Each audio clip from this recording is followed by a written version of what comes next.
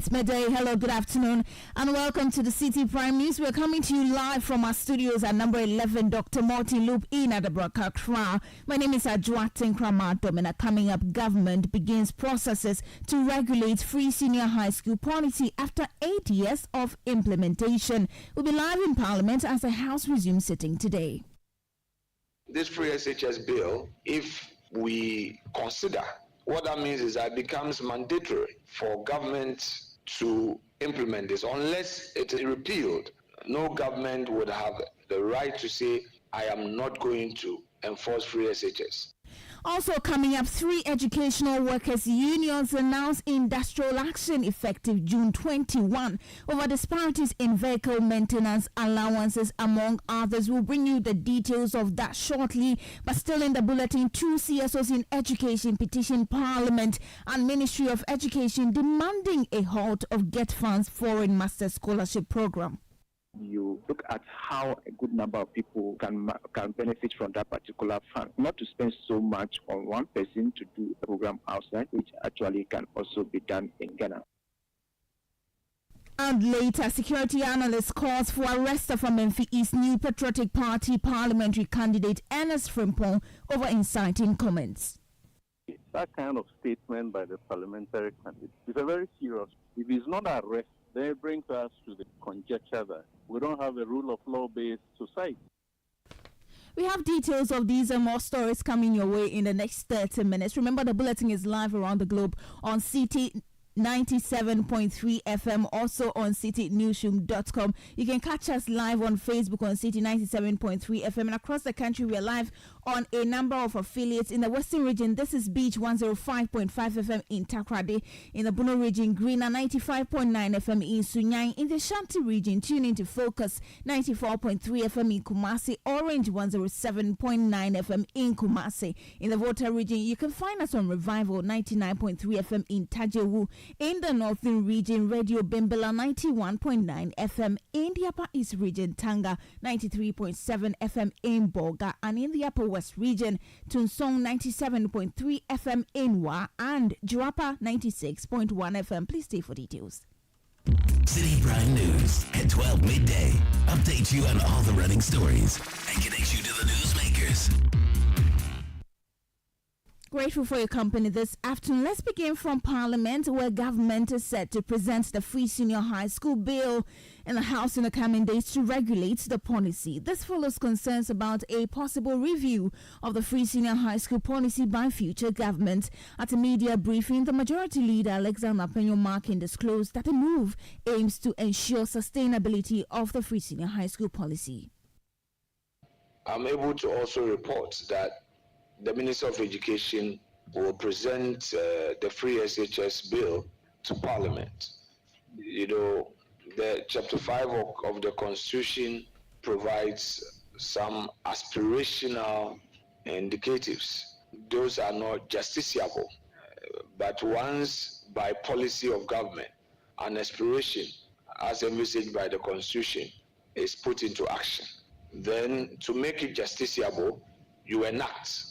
In other words, there are provisions in the Constitution that you cannot enforce. You cannot claim rights to those provisions. The fact that they are there does not mean that you can apply to the court to enforce those rights. Now, when it gets to a point that a government lifts it up to give life to it, there's a need to enact a law to regulate same, and in doing so it should have been given life. Then the lawyers will say now it has become justiciable, in the sense that a court of law can rely on it to make certain orders, enforce certain rights, and give rights and take certain actions. So I think that this free SHS bill, if we consider as a house, what that means is that it becomes mandatory for government to implement this. Unless it is repealed, no government would have the right to say, I am not going to enforce free SHS, because now there's a law. You had the majority leader in Parliament, Alexander Penyomarkin. Well, apart from the free senior high school bill, there are a number of bills that have been tabled for this particular session. So let's join our parliamentary correspondent, Aikwe Okan, live for more updates. Aikwe, good afternoon. Thank you for your time. Parliament is resuming today. First of all, tell us whether the House has started, what is happening, and then we'll go into the bills tabled. Yeah, so what I can tell you now is that we just had a press briefing from the Minority Chief Whip, Gavin Agbota, and he has indicated the position of the minority not to avail themselves for business of Parliament any time that the minority leader, Dr. Kesalato Forson, is to appear before the court for the ongoing ambulance purchase trial. So they are saying that this stems from the refusal of the presiding High Court judge, that's Justice Ifiase Nwafari, to grant a request from the lawyers of the minority leader for the leave of the court to enable him attend to important parliamentary business today, because the House resumes today, so he would be expected to deliver a welcome remark. And then also, he was also supposed to have been part of a meeting with the parliamentary press corps this morning, but the minority leader was not able to do so because he had to attend to the court. So they believe that whenever Parliament is supposed to sit, and then the minority leader would also have to appear before the court in the case, then they would have to solidarize with the minority leader until the proceeding is done for the day. They would not be able to appear themselves in the House to partake in the exercise or the business of the House. So that is currently the latest information that we have from the House. But aside that, does it mean that today the minority are not partaking in the session? Exactly what the minority chief of governs at the judge told us. He says that until the proceeding for the day has ended, they will not be able to avail themselves in the chamber for business to take place. Right, so now let's talk about some of the bills that have been laid. We know the affirmative action bill, for instance, is tabled, the housing bill and the presidential transition bill. Talk to us about all these. So this morning we've had a leaders press briefing or leaders media engagement, and we were supposed to have had in attendance the minority leader as well as the majority leader. But unfortunately, the minority leader couldn't partake in this meeting because of the ongoing ambulance trial, which he was supposed to also attend to the court. So we only had that of the majority leader, Alexander Penyomarkin, and he highlighted some key bills that the House would consider during this meeting. And one of them is the free senior high school bill, which he says that would be tabled before the House in the coming days by the Minister of Education, Dr. Oseyawo Edichum, in order to ensure that the free senior high school policy is regulated to make it mandatory for any successive government to sustain the policy. Now, one other bill is also the Yoko bill. So he has revealed that Yoko would also have to make some amendments to its current bill that regulates it. And then also the parliament bill, the presidential transition bill. You know, we have elections coming up, and then obviously after the elections there will be transition. So once that is expected to take place, the House would have to, legislate on that. Right. And then we also have the consumer protection bill, which would also be expected to come before the House. The housing authority bill and then the architect registration bill are all part of some of the bills that the House would be expected to consider before they go on the next recess. Very well. Thank you so much for speaking to us. That was our parliamentary correspondent, Aikwe Okan. News he's bringing to us is that the minority in parliament has served notice that they will boycott sitting every time their leader has to attend court proceedings. And so that's the latest. But let's do a related development to this. And the National Tenants Union of Ghana has called on Parliament to fast-track the passage of the rent bill to bring relief to tenants. The union says that delaying the passage of the bill has brought immense hardship on both private and commercial tenants, with commercial tenants paying as high as $45,000 as goodwill charges. Speaking to Citi News, Secretary General of the Union, Frederick Opoku, lamented the delay in the passage of the bill more than 15 months after its first reading in Parliament. Look at the cost of rents in this country, especially to businesses, is alarming. It's mind-boggling. And we believe that with this rent bill, which is now in Parliament, seeking that landlords demand rent advance exceeding 1 year. When this is passed, Clearly, it will relieve spending, especially commercial tenants who have to pay 5 to 10 years rent advance, who have to pay huge sum of money, some illegal charges called goodwill and what have you. So all what we are saying is that it has taken us too long a time to pass the bill. This is the first time the rent bill has passed through cabinet and has been laid in parliament. It was laid in parliament in March 2023. After 15 months, we sent to the housing committee. Clearly you can see it is not working. We are appealing to parliament, the speaker, the caucuses of parliament to see the need to pass the bill for us to, relieve the masses who are going through hell. You had Frederick Opoku, he's Secretary General of the National Tenants Union of Ghana. Let's move away from that now. A security analyst, Colonel Festus Abwaje, has called for the arrest of the New Patriotic Party's parliamentary candidate for Menfi East, Ernest Frimpong, for inciting the public against military men. Speaking in an interview with Citi FM, Colonel Festus Abwaje lamented what he terms as the political considerations preventing the arrest of Mr. Frimpong. His comments come after the NPP parliamentary candidate for Menfi East was captured on a video calling for assault on soldiers who intervene in the activities of small-scale miners. That gentleman should have been arrested by the or use our euphemism. He should have been invited by the police to explain what he meant by the statement that he made. If that hasn't happened, then it leads us to conjecture. But the only reason why he's not being called or invited or arrested by the police is because of his political affiliation. It brings us to the narrative that when he made that statement, there were two members of the regional security architecture, i.e. the regional minister, who is head of the REC, and the MC. All of them have condoned, that behavior by this parliamentary candidate. So if we put it in the context of this year being an election year, that kind of statement by the parliamentary candidate is a very serious. If he's not arrested, then it brings us to the conjecture that we don't have a rule of law-based society. You see, and it's not too late for the police to invite that gentleman. You heard Colonel Festus Abwaje. He is a retired Colonel, and he's a security analyst as well as a consultant at the Kofi Annan International Peacekeeping Center. Away from that, the Locked Up Investment Holders Forum has announced that it will continue picketing tomorrow following the failure by the Ministry of Finance to engage with the group as promised. The members have been demanding that the ministry provides assurances to enable the Bank of Ghana release funds locked up in defunct financial firms. Speaking to Citi News, the convener for the forum, Dr. Eduana Nientri, expressed frustration over the lack of engagement. Members of the Locked Up Investment Holders Forum will continue with their picketing of the Ministry of Finance tomorrow, Wednesday.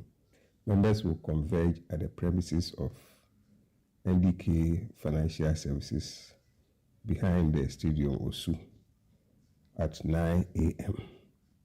We will thereafter march from that place through the High Street to the Ministry of Finance and picket there up to 12 noon and leave the place. This is a weekly picketing, and we are going to do that every Wednesday till November 2024 if our request is not met.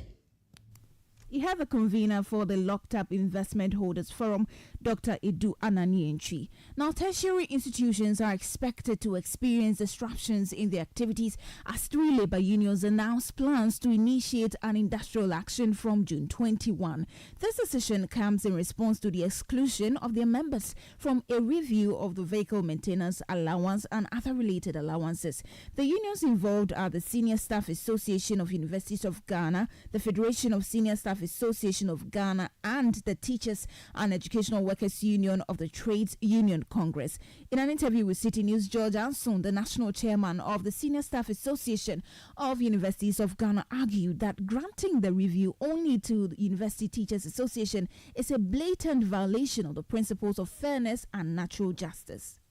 This allowance, all qualified staff of all the public universities enjoy this allowance. That allowance, and anytime there is an upward or downward adjustment, it affects everybody. So we're surprised to read from Fair Wages that now it is the upward adjustment is only meant for CSAG members, the other staff. We don't understand. We are cautioning them that the extend it to everybody for sanity to prevail on the campuses. You heard the chairman of the Senior Staff Association of Universities of Ghana, George Anson. You're still listening to the Citi Prime News. Still ahead, two CSOs in education petition Parliament and Education Ministry demanding a halt of Get Funds Foreign Master Scholarship Program. We have the details if you stay with us. Citi Prime News at 12 midday. Update you on all the running stories and connect you to the newsmakers. Without access to basic services such as water, sanitation, and hygiene, people are vulnerable to water shortages, diseases, and malnutrition. Water, sanitation, and hygiene services can improve people's resilience to climate change. This election, ask your favorite politicians about their plans for tackling climate change and improving access to water, sanitation, and hygiene. Let this define who you vote for. At WaterAid, we believe in the future where our leaders prioritize climate change, water, sanitation, and hygiene. Your vote can make this possible. Channel 1 TV is live on DSTV, GoTV, and HD+. On DSTV, find us on Channel 363. On GoTV, we're on Channel 117. And on HD+, get us on Channel 108. On a digital TV, run a new search. But take note that without an antenna, you cannot access Channel 1 TV. Channel 1 TV can be accessed on any free-to-air digital box, like the DSTV and HD+ boxes. Channel 1 TV, telling your story, empowering change. Citi Prime News at 12 midday. Update you on all the running stories and connect you to the newsmakers.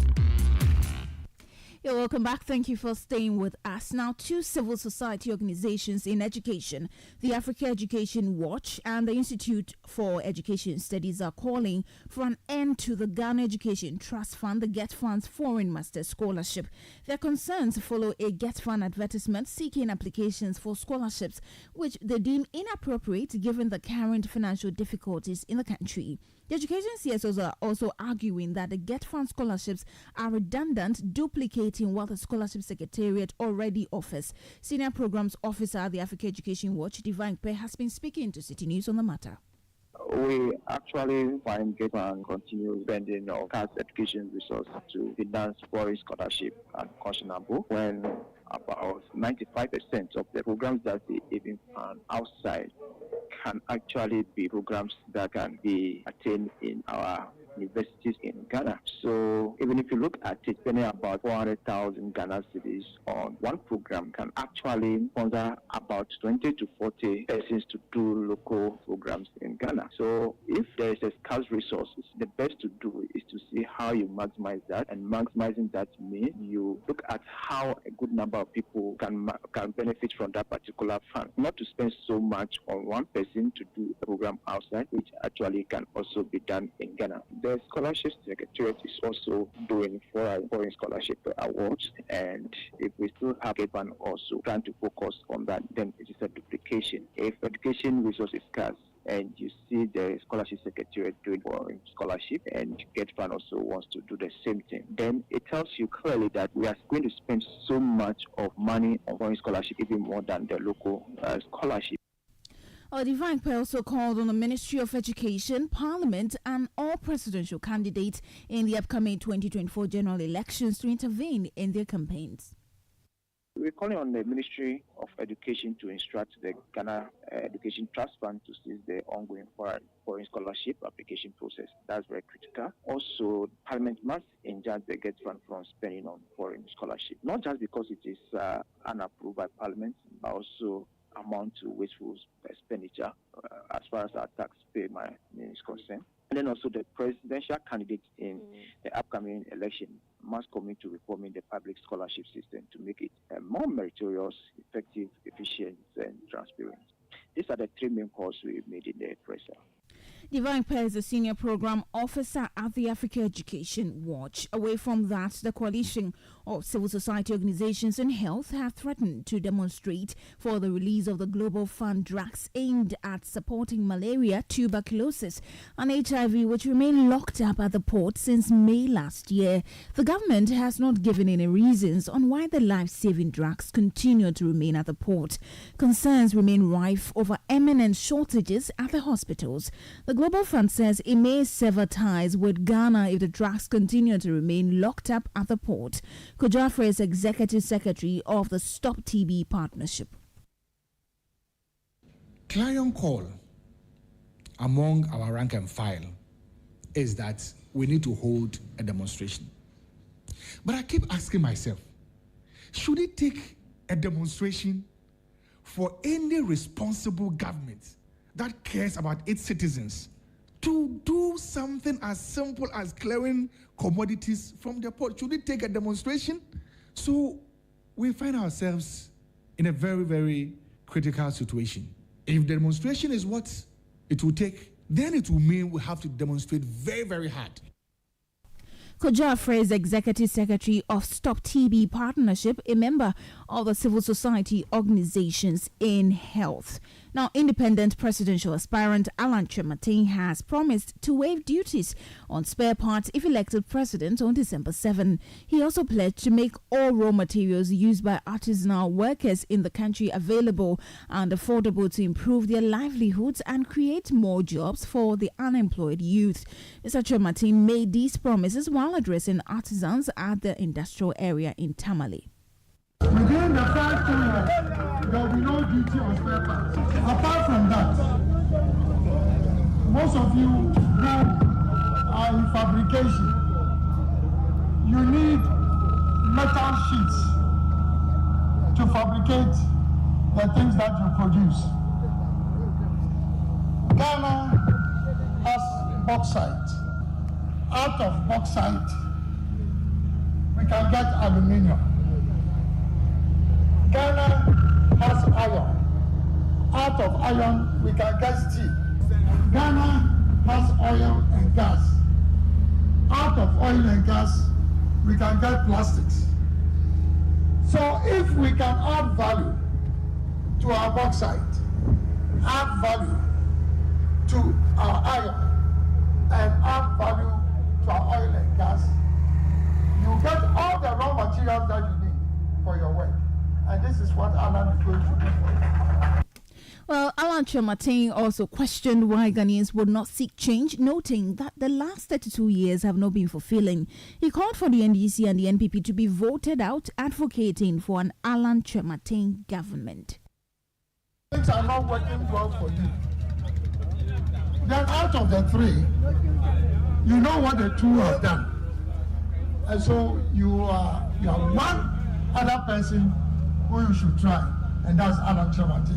What you need now is a leader who has got vision. Because if you don't have ideas, there can be no progress in your country. But you also need a leader who is competent, who has demonstrated that he can get things done. You also need a leader who has integrity. Right now, need a leader who will stamp out corruption in this country. As independent presidential aspirant Alan Chematin, let's stay in politics because the opposition National Democratic Congress, the NDC, has rejected claims by President Akufo-Addo that his government has been at the forefront of fighting corruption. During the commissioning of the Law House in Accra yesterday, the president stated that his administration is committed to upholding the principles of justice. However, the NDC contends that many corruption cases have not been investigated under his leadership. Malik Basintele is Deputy Communications Officer of the NDC. COVID-19, there were lots of exposés where COVID funds were misappropriated. The Auditor General told us what $14 million Ghana City was used to, set up a facility at Adakulu, abandoned it to the mercy of the weather. Over 11 billion were shared to cronies, and there were testimonies from NPP persons. An example is Felicia Tete of Sanarugu, where she admitted that parts of the monies were given to her to spend and use for campaign. Yet nothing was done in that investigation. It was left off the hook. And so there are series of instances where the president himself was indicted. For example, the American Innovation Scandal, where a contract was ballooned from 510 million to over 1 billion. When the president was caught red-handed, he said he was misled. As to who misled him, we don't know. As to who asked him to balloon the contract, we don't know. Yet no investigation was done in that particular matter. The Austria saga, where even investigations were done on Pius and Amajide. Till date, not a single report has been made public. You and I do not know what is contained in that report. The president still did not have the effort to spark investigations into what Martin Amidu said, because he knew he would be investigated for it. And so the president, the vice president, together with all the appointees, have been indicted in one way or the other. And it is not even enough to just call Akufo-Addo the mother serpent of corruption. In fact, it is not enough to call Akufo-Addo the clearing agent. You must call him the clearing agent, and he doubles as the mother serpent of corruption, as said by his own special prosecutor, Martin Amidu. The NDC also denied the sessions that it will not prosecute officials in its future government. If the NDC comes and we do not investigate and hold corrupt officials liable, I will personally resign from politics that very day, because I would have given up on the future of this country. We cannot have people siphon funds this way and we leave them off the hook. Look, the National Cathedral, over 1 billion has been paid, and all you see there is the hole. I have said, and I'll repeat it, that not only will those corrupt officials who engaged in thievery at the taking of that hole at around Parliament House, not only will they be jailed, but they'll be given shovels to refill the hole they have dug with sand. And that is how we are going to penalize people. Corrupt funds must be retrieved, and corrupt funds must be used for their intended purposes. And that is how we are going to meet the demand for social amenities in this country. You heard Malik Basintele. He is the Deputy Communications Officer of the National Democratic Congress. Now, President of the Pharmaceutical Society of Ghana, Dr. Samuel Kordonko, has predicted a decline in health spending. His announcement was made during the launch of the PSGH Flagship Program, the strategy for enhanced access to pharmaceutical services. The objective of the initiative is to improve the accessibility and affordability of essential medicines in Ghana by leveraging digitalization in pharmacy services and extended pharmaceutical services to underserved areas in the country. The government spending plans over the years, however, indicate that health spending falls as a percentage of the budget and GDP. And the health spending is a proportion of government spending in 2019 stood at 8.1% of the budget, while the forecast for an increase from 7.6% of the budget in 2022 to 8% in 2023 is set to fall back to 6.5% in 2025. You have the president of the Pharmaceutical Society of Ghana, Dr. Samuel Kordonko. Now, a member of the Executive Council of the Ghana Football Association, Eugene Noble, has stated that there is more room for improvement for the Ghana Black Stars. He said this after the team beat Central African Republic 4-3, with Jordan Ayew scoring a hat-trick. He also touched on the subject of the poor pitch at the Babayara Stadium by calling for a hybrid pitch to be adopted at various football venues. As we also saw yesterday, it was a very difficult engaging encounter. I think the team deferred all of them. We came out triumphantly yesterday, but nonetheless, we still have much to do because look at the performance yesterday. I think there is much more room for improvement. There are one or two areas the case must look.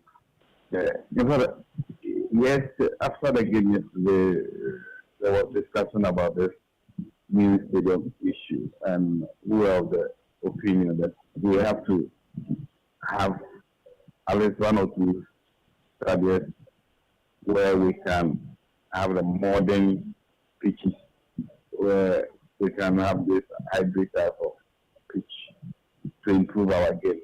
Because if you look at